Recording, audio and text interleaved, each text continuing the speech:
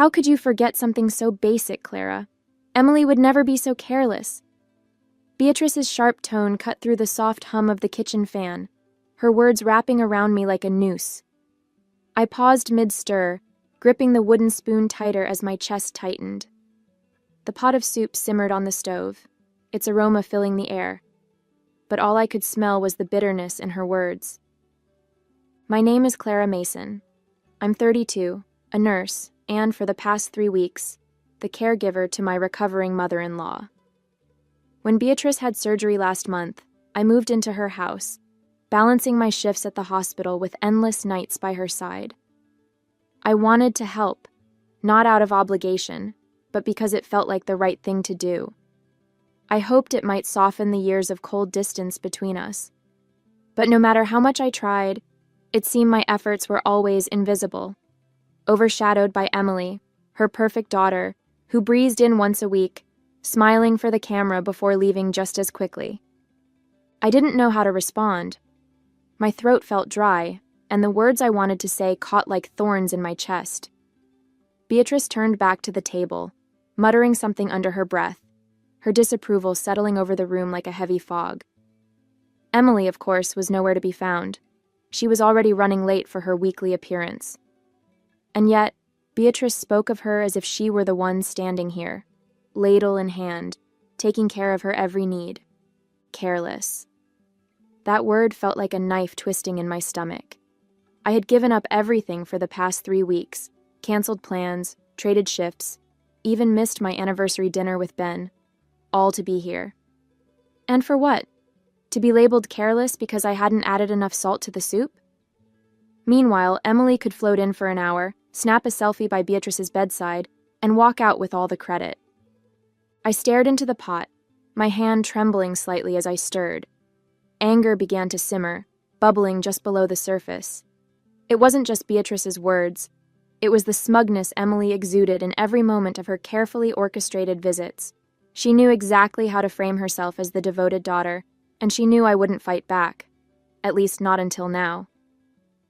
Just as I opened my mouth to defend myself, the front door creaked open, and Emily strolled in, her heels clicking against the hardwood floor. "Smells good in here," she chirped, holding a bouquet of flowers in one hand and her phone in the other, as though she'd just dropped by to brighten everyone's day. She glanced at me briefly, her smile lingering a second too long, then turned her attention to Beatrice. "How's my favorite patient today?" she cooed, leaning down to kiss her mother on the cheek. Beatrice's face lit up, her earlier frustration with me vanishing like a puff of smoke. "Emily, sweetheart, you're just in time. I was telling Clara how important it is to pay attention to the little things." Not that she'd understand, she added with a pointed glance in my direction. Emily set the flowers on the counter and let out a soft laugh. "Oh, Mom, I'm sure Clara's doing her best," she said, her voice syrupy sweet. She turned to me, her expression unreadable. "Don't worry, Clara. Taking care of Mom isn't easy. I've been learning that myself." I clenched my jaw, the words hanging on the tip of my tongue, begging to be said. But Emily was already moving, pulling her phone out for what I knew was coming next. She posed next to Beatrice, leaning in with a radiant smile as her camera clicked. "Just want to capture these precious moments," she said, her voice light, as if she hadn't just stolen the spotlight from everything I'd been working tirelessly to hold together. As Emily scrolled through her phone, probably selecting the best filter to enhance her devoted daughter persona, Beatrice sighed contentedly. "It's so nice to have both my girls here," she said, her gaze lingering on Emily. Though I'll admit, Emily always knows just how to make me feel special. My grip tightened on the ladle, the weight of her words pressing down on me. Both her girls? Special? I had spent the last 3 nights waking up every 2 hours to help Beatrice shift positions, prepare her medication, and ensure she was comfortable. Meanwhile, Emily's contribution amounted to curated snapshots and vague reassurances that she was always thinking of Mom. "Mom," Emily began, her tone casually breezy, "I was actually thinking of bringing you that herbal tea you love next week. You know, the one from that little shop downtown?" It's just been so busy at work, but I'll make time. Oh, Emily, that sounds wonderful, Beatrice exclaimed, her eyes practically glowing with pride. You're always so thoughtful. I couldn't stop myself this time. Thoughtful? I blurted, my voice sharper than I intended. Both Beatrice and Emily turned to me, Beatrice's brows knitting together in confusion. She drops by once a week to take a few photos and then disappears. I've been here every single day, doing everything I can to make sure you're comfortable. Emily's smile didn't falter. If anything, it grew wider, but her eyes flashed with something colder. Clara, she said, her voice calm and measured. I didn't realize this was a competition. We're all doing our part in our own way. Some more than others, I muttered under my breath, turning back to the stove.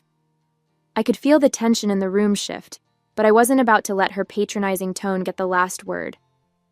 The moment the words left my mouth, regret washed over me.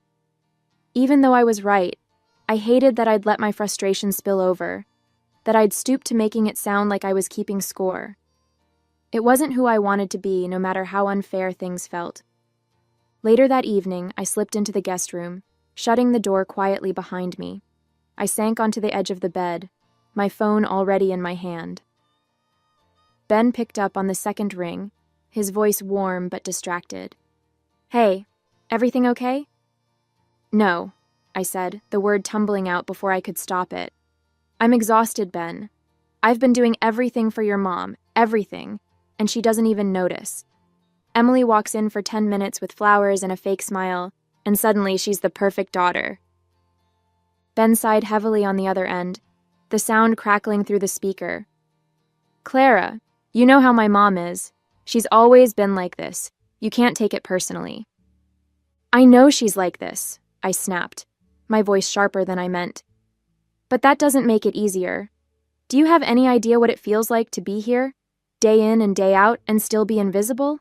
I stopped, swallowing the lump in my throat. I just needed you to understand. Ben's voice softened, a hint of concern cutting through his usual practicality. Clara, maybe it's time to take a break. You've done more than enough. You've done everything, honestly. Why don't you come home for a week? Let Emily step up for once. I miss you, and you need to take care of yourself too. His words caught me off guard, the knot in my chest loosening slightly. The thought of going home, of sleeping in my own bed and being with Ben was so tempting it almost hurt. But then I thought of Beatrice, her frailty, her stubbornness, and the nagging guilt in my stomach returned. I don't know, I said quietly. What if she needs me? She'll manage, Ben said firmly. You've been more than generous, Clara. It's okay to step back. You're not a bad person for putting yourself first for once.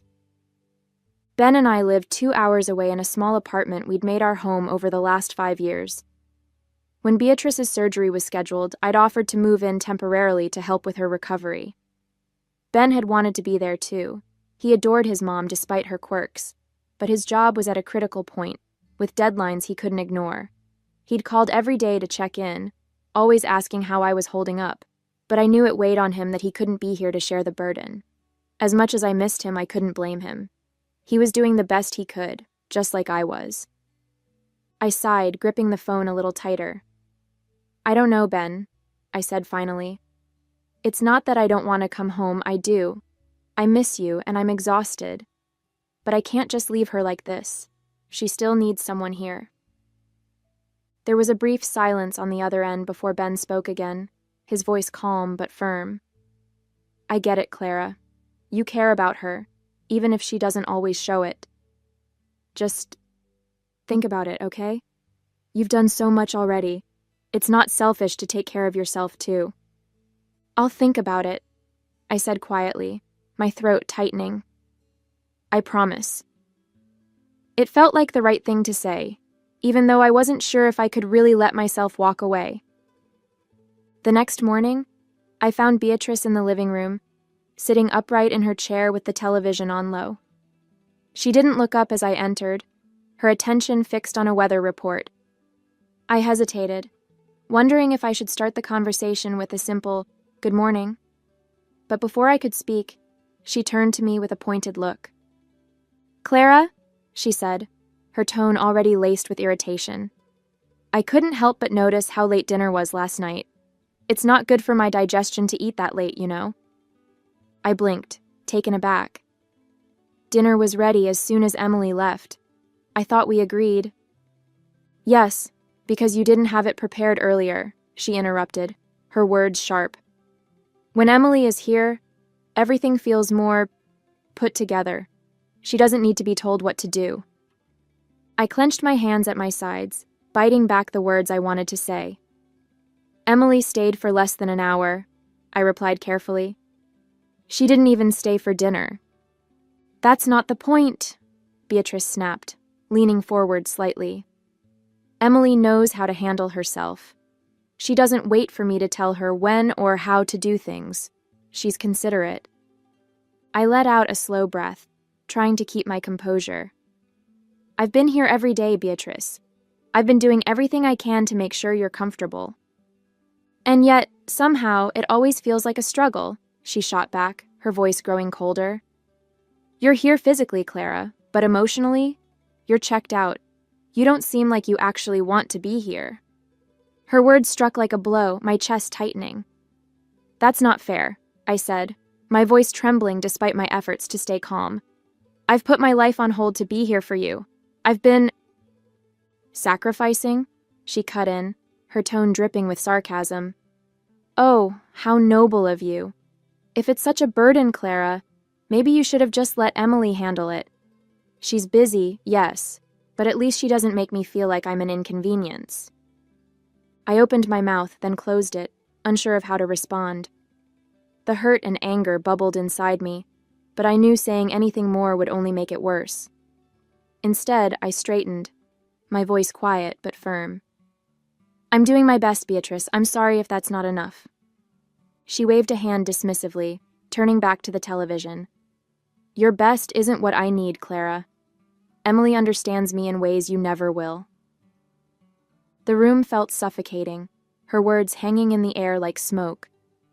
Without another word, I turned and left, retreating to the guest room to collect myself. Tears pricked at my eyes, but I refused to let them fall. Not yet. Not in front of her. Sitting on the edge of the guest bed, I stared at the neatly folded clothes in my suitcase, my thoughts swirling. Beatrice's words replayed in my mind, each one digging deeper into the ache that had been building for weeks. No matter how much I gave, how much I tried, it was never enough. And it never would be. I picked up my phone and scrolled through my messages, landing on the last one from Ben. "You've done enough, Clara. Please come home." The words felt heavier now, but they also carried a clarity I hadn't wanted to admit before. Ben was right. I had done enough. I'd given up my time, my energy, and my peace of mind to be here, hoping it might make a difference. But nothing I did would ever compare to the pedestal Beatrice had placed Emily on. I couldn't keep sacrificing myself for someone who didn't see me, who didn't value what I was giving. I let out a shaky breath, wiping the tears that threatened to spill.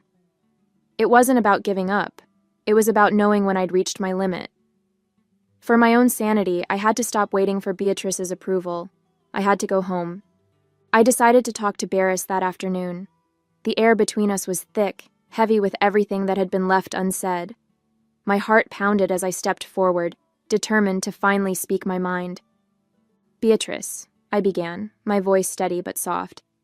"I need to talk to you." She glanced up briefly, her expression unreadable.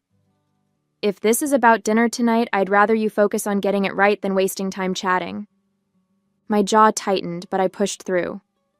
"No, it's not about dinner. It's about how I've been treated since I got here."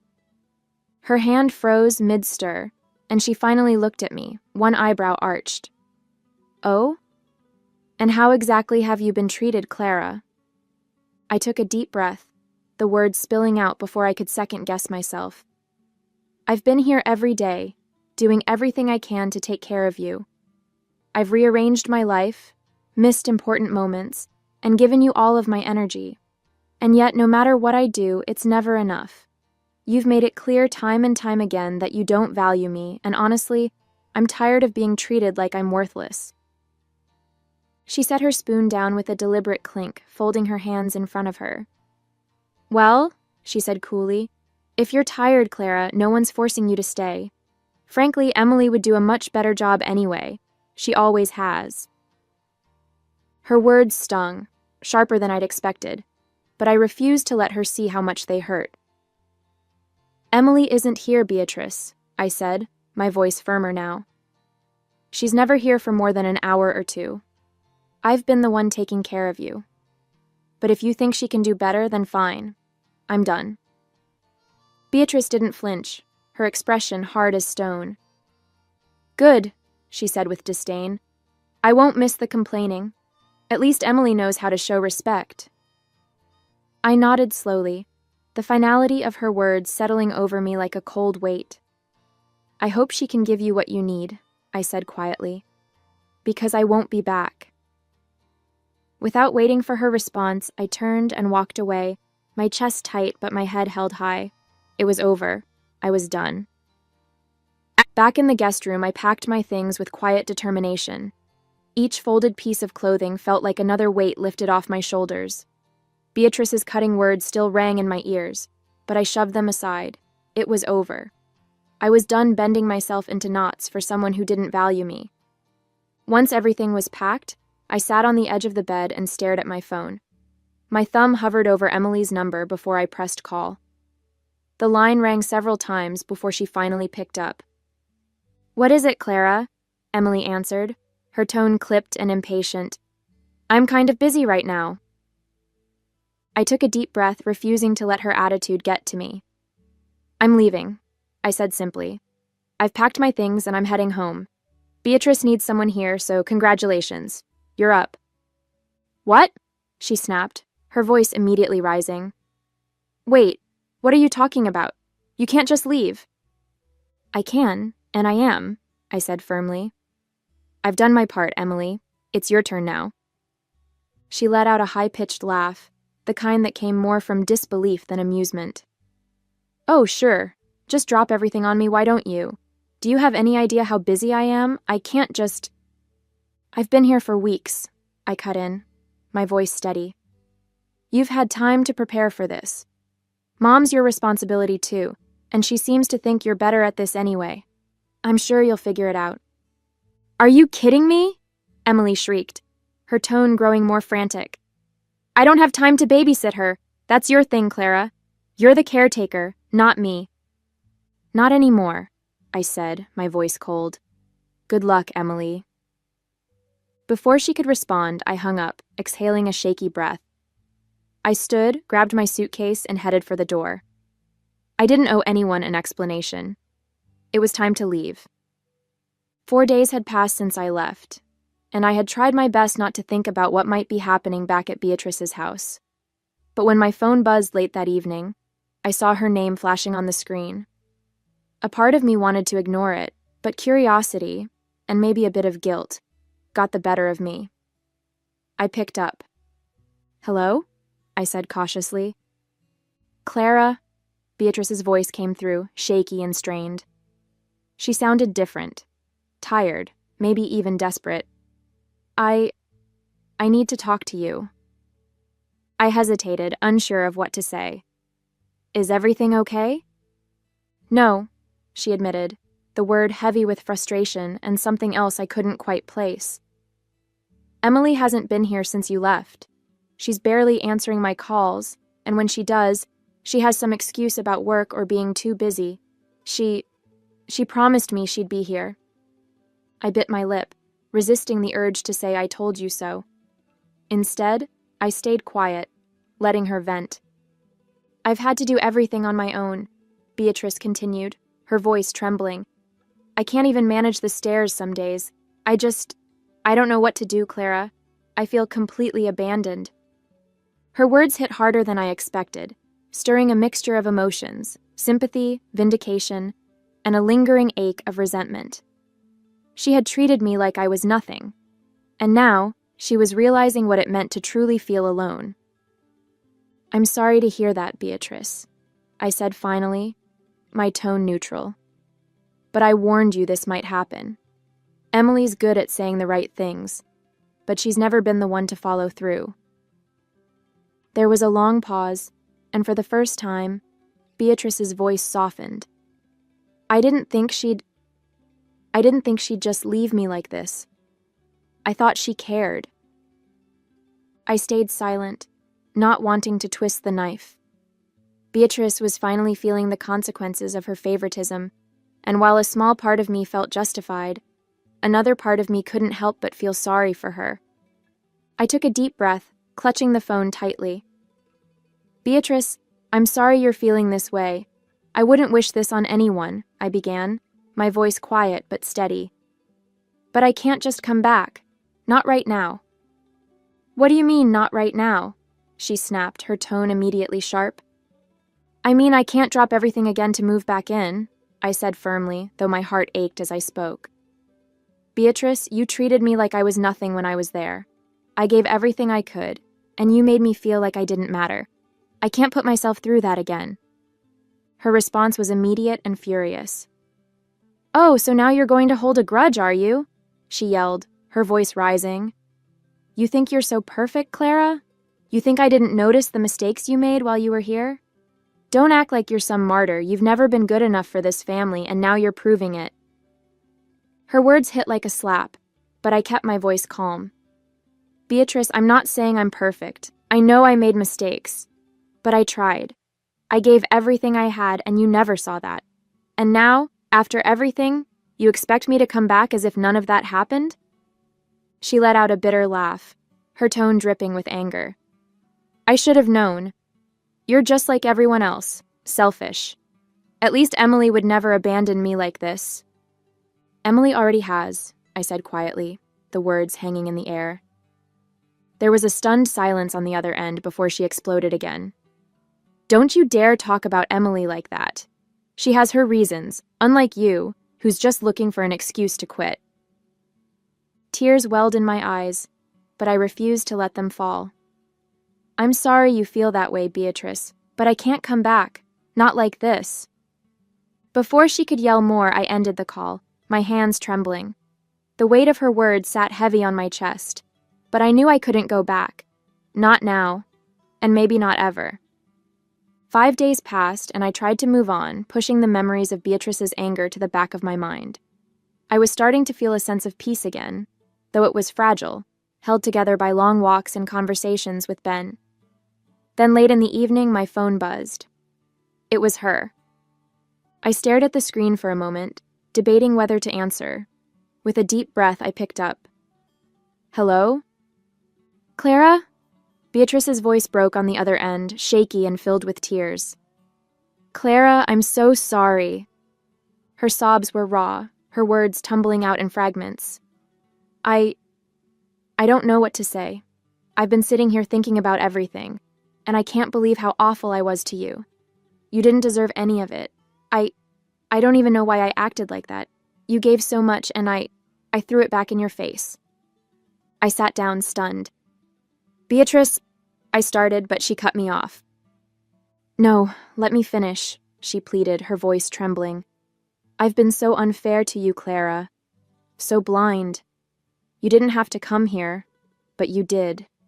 You took care of me when no one else would. And I treated you so terribly. Her sobs deepened and my chest tightened. I regret it so much, she choked out. Emily hasn't been here in days, and now I see it. I see what you were saying all along. I need you to know how sorry I am. I didn't deserve your kindness, but you gave it anyway. Tears pricked at my eyes, her sincerity cutting through the pain I'd been carrying. I took a deep breath, steadying myself. Thank you, Beatrice, I said softly. That means more than you know. I don't expect you to forgive me, she whispered, her voice cracking. But I had to tell you. I'm so sorry. I sat in silence for a moment, letting her words sink in. I'll need time, I said finally, my voice gentle but firm. But I appreciate your apology. It's a start. It is, she said, her sobs quieting. I'll try to do better, Clara. I promise. When the call ended, I set the phone down, my heart heavy but lighter all at once. For the first time, it felt like there was a path forward, however slow it might be. After Beatrice recovered, everything was different. She treated me with kindness and gratitude, her sharp edges replaced by genuine warmth. Each visit was lighter, filled with moments of connection instead of tension. Beatrice went out of her way to show her appreciation, and while the past couldn't be erased, it no longer weighed us down. For the first time, I felt truly valued, and that made all the difference.